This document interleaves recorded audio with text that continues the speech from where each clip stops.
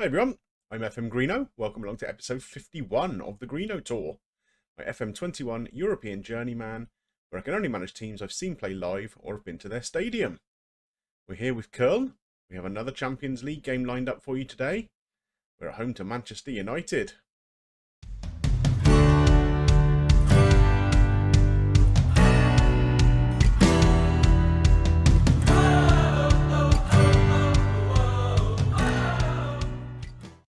Well, I hope you're all enjoying the series so far. I think it's going pretty well. If you are enjoying it, I'd be grateful if you could drop a like on this video to help me get seen by more people. Subscribe to the channel if you haven't already. And set your notifications so you don't miss any of the trips here on the Greenobus.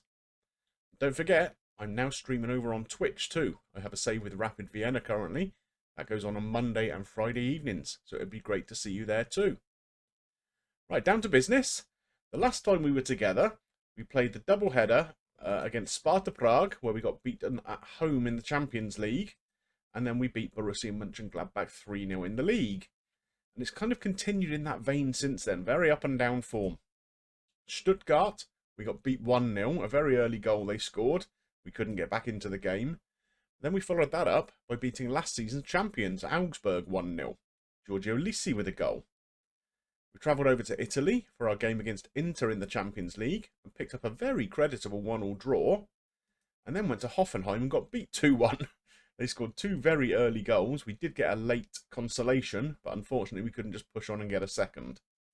In our last game, we have played against Bayer Leverkusen. We took the lead through Thielmann, but they pulled one back after half-time and the match finished 1 apiece. So that brings us to today. We are going to be playing Manchester United.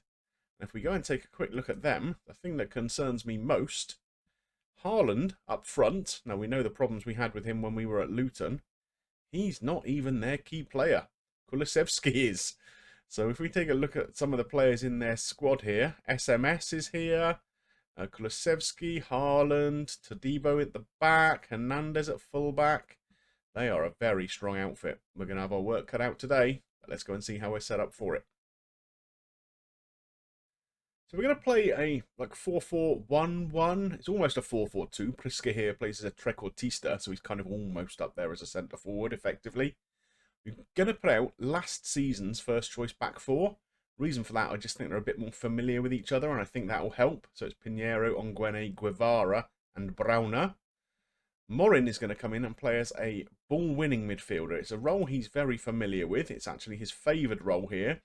So I think that's going to be something that will suit him very well and gives Moriba a little bit more flexibility to get around. Now, he's actually on loan from Manchester United, but the rules of the Champions League mean that he can play against them. So we're going to take advantage of that for sure.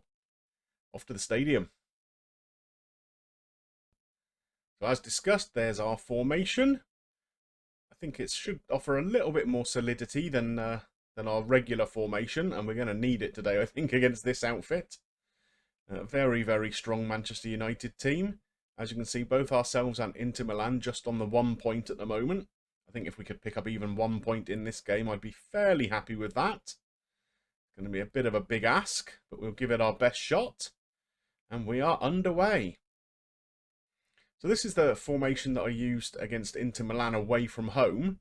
They did probably have the better of the game. Oh my goodness, we're not down after 20 seconds, are we? Oh no, the ref is jogging over. That looks like it might be an offside. Thank goodness for that. Is it offside? It is. Goal disallowed. I can start talking about defensive solidity again a little bit. Because that wasn't very solid defending, was it? But we're playing with full-backs rather than wing-backs today. So they'll hold their positions a little bit more than I would normally expect them to. And we're still going to use inverted wingers, but again, in a sort of more standard midfield role. So that should kind of compact things in the middle of the park a little bit. Make us a bit tougher to break down, hopefully. That's the idea. But we'll see how it goes. Of course, if it gets to 20 minutes to go and we need a goal, then we can freshen things up. Make a couple of subs, change the formation. Oh, here comes Batista Maya. Oh, it's in! It's Priska! We've taken the lead! Come on! So we are still set up to counter-attack, which is obviously what we've just seen happening here. So it was a good challenge on Thielmann. But Batista Meyer got in, did very well to get round the to the byline. Pulled a good ball into Priska. We're kind of floating around in that trequartista role. Snuck in and tucked the ball away. Well, that is not what I was expecting to happen in this game, but I will most certainly take it. Somehow or other, that's managed to drop us down to 4th place in the league, though. Inter Milan must be beating Sparta Prague, which means everybody's on 4 points. You can't get tighter than that, can you? So we're going to press Bruno Fernandes like they're suggesting. Brown is on a yellow, as is Moran. So I think we're probably going to ask him to ease off his tackles a little bit, the fullback anyway. The ball-winning midfielder is in a role where you can't actually do that, so we just have to hope for the best. Hope he doesn't get sent off. Here comes Priska again. He's got Thielmann up with him. Doesn't need him, though. Brings a good save out of De Gea. Corner ball here. Oh, goodness me. Almost an own goal. Lucky he didn't get a bit more on that. Otherwise, De Gea might have had a more challenging save to make. Onguene with a great challenge at the back there. So overall, I'm pretty pleased with how things are going. They've had more shots, but they're yet to actually test the keeper. They've had more possession, but I was kind of expecting that. And it looks like we're going to go in at half-time, a goal up. So I think it's going to be some positive words in the ears of the boys now. I think we're just going to tell them that we're happy with the performance. There we are. We've inspired and motivated them. We'll send them straight back out for the second half. Skov is tiring a little bit, and he's not having his greatest game. He's only on a 6.4. So that's something we're going to have to keep an eye on.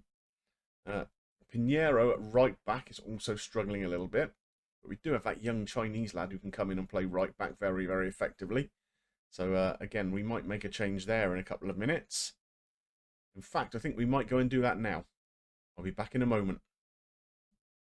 So no change in formation or anything like that. Just a couple of personnel changes. Huang Zhao has come on at right back. And Skov has been taken off for Evina in the right midfield position. Oh, my goodness me. Oh, we got lucky there, didn't we? Fernandes drifted the ball into the back post. Nobody got a touch on it, and it hit the post. It's amazing the amount of times you see free kicks like that go in, where the keeper's kind of expecting someone to get a touch and leaves it too late to react. We're going into the last 10 minutes here, and we're still a goal up. I think we might make one more change. Moran and Batista Meyer are both absolutely wrecked. Moran is also on a yellow, so maybe he's the one we want to think about taking off. We can bring Smorgol on. He's not really a ball-winning midfielder, though. He could play as a deep-lying playmaker, I suppose. And hopefully, it's time for a little bit of... Well, actually, let's wait for this highlight to play out before we decide to put all the time wasting on. You never know. If they score here, it might make me rethink things. That's a great tackle by Smorgol. Good ball in. Headed clear. Can we get on it? No. Theo Hernandez gets into the box. He's offside, Haaland, surely. Surely. Oh, no. He's come back to haunt me once again. Are we sure this wasn't offside? So Hernandez is breaking here. Oh, no. Maybe he was just level. Just level there with Onguene, perhaps. Let's have a look at it on the replay here again. That was a tight one, wasn't it? Right. That's their first effort on target in the whole game. How annoying is that? Just as I was about to put on all the time wasting and everything as well. Ho-hum. Such is life. Well, I think we can be fairly pleased overall. We come out with it with a 1-1 draw. So where does that point leave us? Well, it actually leaves us bottom of the group at the moment. Only 2 points from our first 3 games. Sparta Prague and Inter both on 4 and Man United on 5. So nobody's really running away with it. Obviously, 2 tough games against United and Inter to come. And Sparta Prague, that's going to be a must-win game, isn't it? As you can see here in the league, we currently sit in 11th place. We've got 12 points from our 9 games, 3 wins, 3 draws, 3 defeats. Only 3 points off the European places, which is what we're aiming for this season. Obviously, we're already a little bit too far back to be thinking about a title push for sure. If you take a look at the schedule, we've got Dortmund away coming up next, who are top of the league currently, so that's a really tough assignment. A couple of hopefully slightly easier games in the league anyway, but where I'm going to bring you back is going to be the Sparta Prague away game in the Champions League. Like I say, that's going to be a crunch game. We want to at least finish third in this group to drop down into the Europa League, if nothing else. Well, I hope you enjoyed today's episode. We were so close to a famous victory there, weren't we? But Haaland came back to haunt me once again. If you did enjoy it, please drop a like on there for me. And if you've got any comments about this episode, the series as a whole, or anything to do with the channel at all, really, please drop them in the comments section below. And if you're not yet subscribed to the channel, click that button and come and hop on the Greenobus. There's plenty of room for you all. It just remains for me to thank you for watching, and I will see you soon in Prague. Bye for now.